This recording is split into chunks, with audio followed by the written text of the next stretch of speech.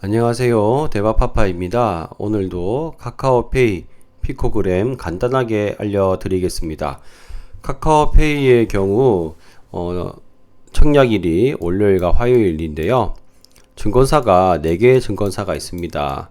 카카오페이는 다른 종목들과는 다르게 100% 균등 청약만 받는데요. 그렇기 때문에 증권사 선택이 아주 중요할 거라고 생각이 됩니다. 한 주라도 더 받는 게 좋잖아요. 이거는 그냥 제 예상인데요. 대신증권이 제일 좋을 것 같습니다. 항상 삼성증권과 한국투자증권은 경쟁률이 높았고요. 신한금융투자 같은 경우에는 항상 경쟁률이 별로 높은 편은 아니지만 배정 수량이 워낙 작기 때문에 조금 낮을 것이라고 경쟁률은 높을 것이라고 생각이 됩니다. 그래서 현재까지는 대신증권이 제일 좋아 보이고요. 그래도 결과를 보고 해야겠죠. 공모가는 이러니 저러니 해도 높게 책정되었습니다. 구조고요. 상장 후에는 11조나 되는 규모로 되고 코스피 50위 안에 드는 규모입니다. 이렇게 공모가가 선정된 이유가 바로 이 기간 수요 예측 결과 때문일 텐데요. 1714대 1이고 의무 보유 합격 물량이 이렇게 많습니다. 그리고 해외 기관 투자자들도 확약을 6개월짜리로 거는 등 굉장히 기대감을 많이 모으고 있습니다. 유통 가능 물량을 보시면 꽤 많은 물량이긴 하지만 수요 예측 이후의 유통 물량이 33%고요. 그 중에서 이 알리페이 같은 경우에는 안 팔 가능성이 굉장히 높다고 보고 있다고 합니다.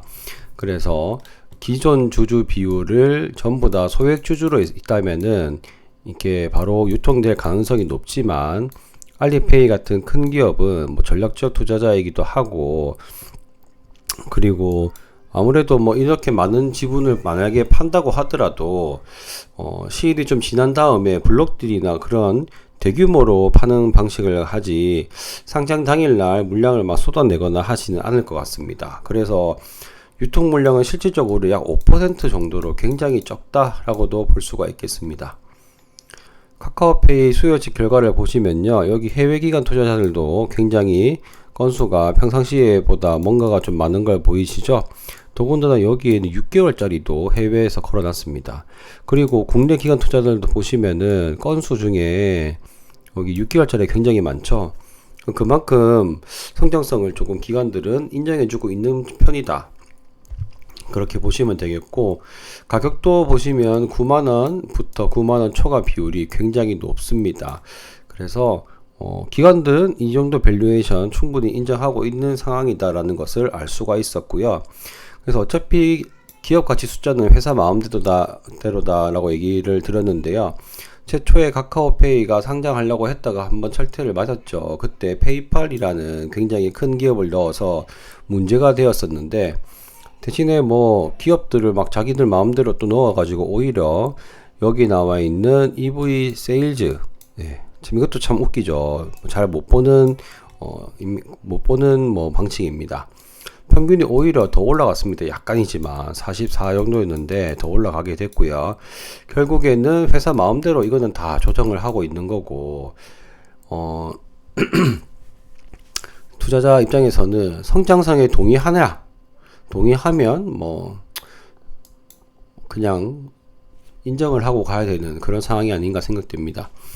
제가 최초 그 공모주들을 많이 할 때는 저도 가치 투자 베이스로 많이 쳐다봤기 때문에 숫자가 너무 과도해 보이면은 안 하는 경우도 많고 했는데 이때까지 카카오뱅크나 크래프톤이나 이런 경우 봤을 때 좀 성장성이 뛰어나 보이는 종목들은 좀 비싸게 나오더라도 공모가 대비해서는 손해를 잘 안 보더라고요. 그래서 저도 1, 2억 투자하는 게 아니고 겨우 균등으로 넣는 거고, 균등 90만원만 넣으면 할 수 있거든요. 이거 하는데 그냥 이 정도 숫자는 인정하고 그냥 넘어갈 수 있지 않을까 생각이 듭니다. 그리고 카카오페이 청약한 이유를 조금 더 말씀드리면, 요즘 공모주 트렌드가 숫자보다는 성장성에 더 큰 점수를 주고 있고, 이 성장성은 어느 누구도 정확하게 체크하지 못한다고 저는 생각을 하기 때문에 이런 트렌드에 조금 따라가는 것도 나쁘지 않겠다라고 생각이 듭니다. 수요 예측 결과가 굉장히 좋습니다. 그리고 기존 주주는 안 팔 것 같고요. 그리고 카카오페이 확장성을 굉장히 좋게 보는데, 제가 간편결제 관련 기업인 세틀뱅크를 투자한 적이 있고, 뭐 블로그와 뭐 그리고 가투소에 뭐 글도 올리고 한 적도 있었는데요. 그때 제가 봤던 가장 큰 리스크가 카카오랑 네이버였어요. 결국에는 지금 카카오와 네이버가 여기에 신경 쓸 겨를이 없어서 안 쓰고 있지, 이것도 결국에는 먹을 수가 있겠다라는 생각이 드는 비즈니스 모델이었거든요. 물론 뭐 업력과 노하우가 굉장히 많아서 굳이 여기까지 들어오겠냐 할 수 있겠지만, 어쨌든 혹시라도 들어오면 큰일 나겠다라는 생각을 했었고, 가장 큰 장점이 카카오와 네이버를 통한 해외 시장 진출이었는데, 특히 동남아였습니다. 그래서 동남아에서 만약에 카카오페이로 이렇게 결제를 딱 하면은 세틀뱅크를 통해서 이제 간편 결제가 되는, 그 사업 모델을 좀 좋게 봤거든요. 결국에는 카카오와 네이버가 해외 시장 진출한다는 것은 시간 문제이지 않을까라는 생각이 들고 있고요. 그래서 이 카카오페이가 더 성장하는 거에 대해서는 뭐 의심할 나위가 없다라고 생각이 됩니다. 물론 규제받는 부분들이 있어가지고 조금 규제에 대한 우려감이 있지만, 규제는 역시 지키면서 사업을 하면 될 것이고요. 우리나라는 카드사들이 많이 살아남았지만 결국은 페이로 가지 않을까라고 생각이 듭니다. 시간이 지날수록.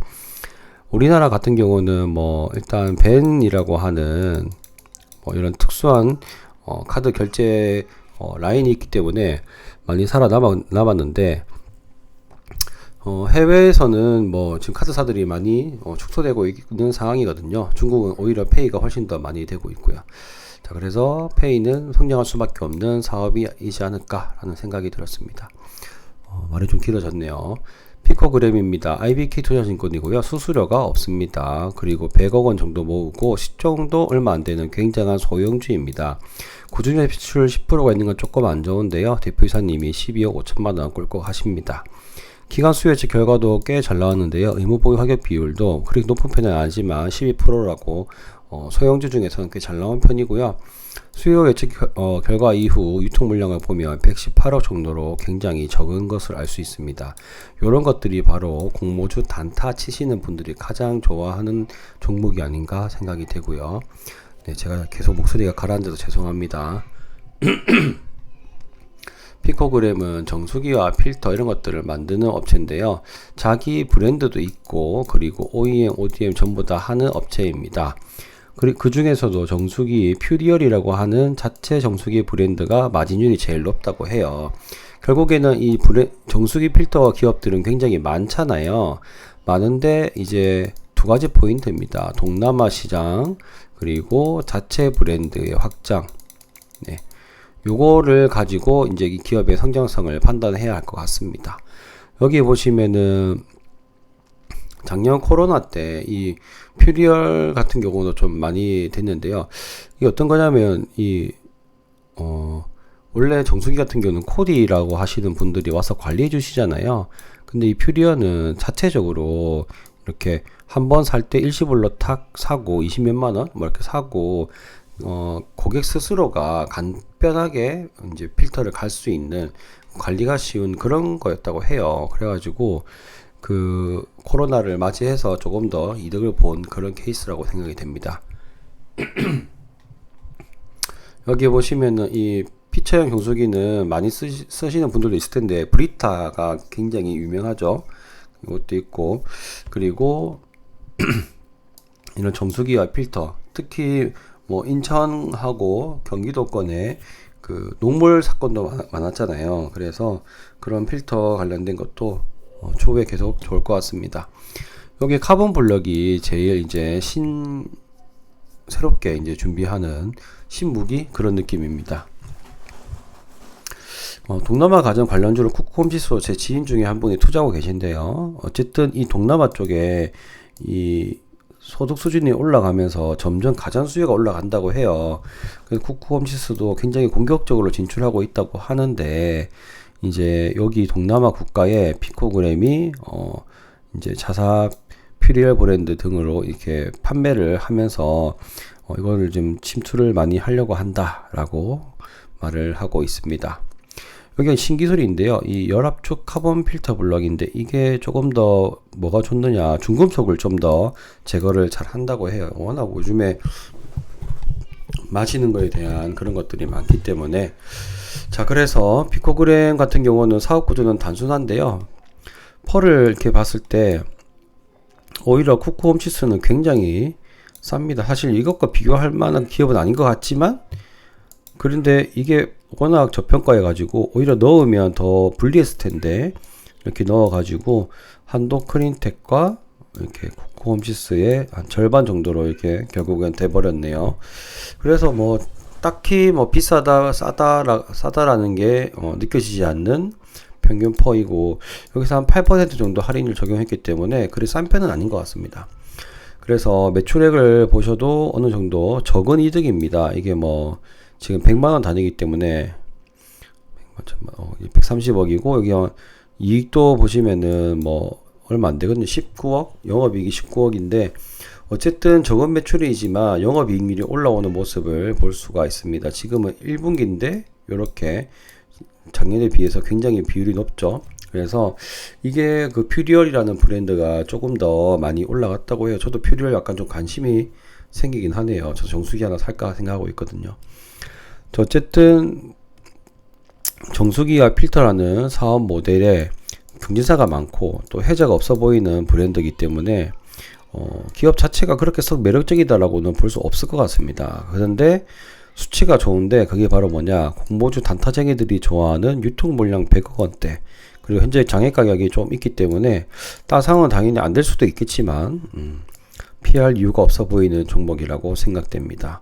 그래서 이 종목 같은 경우는 제가 뭐 풀 청약까지는 아니지만 뭐 대출 조금 하고 마통하고 이렇게 해가지고 비례 청약에서 몇 주 받아볼까 합니다.